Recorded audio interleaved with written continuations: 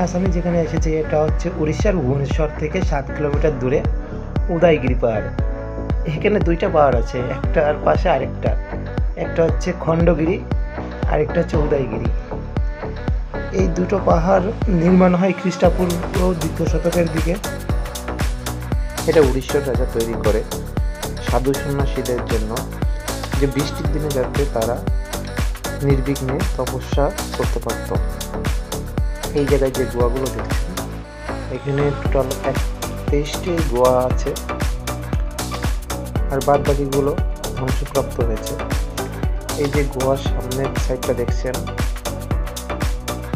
এখান থেকে আপনি আর উঠতে পারবেন সামনে দিয়েও, আবার পিছন দিক দিয়ে ওঠা যায়।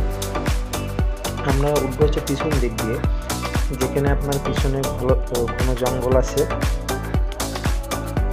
এবং যাওয়ার জন্য রাস্তাও আছে। আবার সামনে দিয়েও আপনার যাওয়া যায় এবং ওঠা যায়।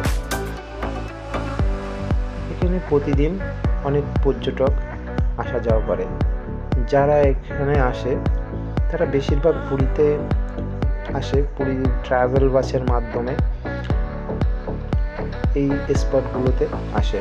ওই পাশে যে পাহাড়টা দেখতে পাচ্ছেন, ওই পাহাড়টাই হচ্ছে আপনার খণ্ডগিরি। আমরা যে পাহাড়টাতে আছি এটা হচ্ছে উদয়গিরি।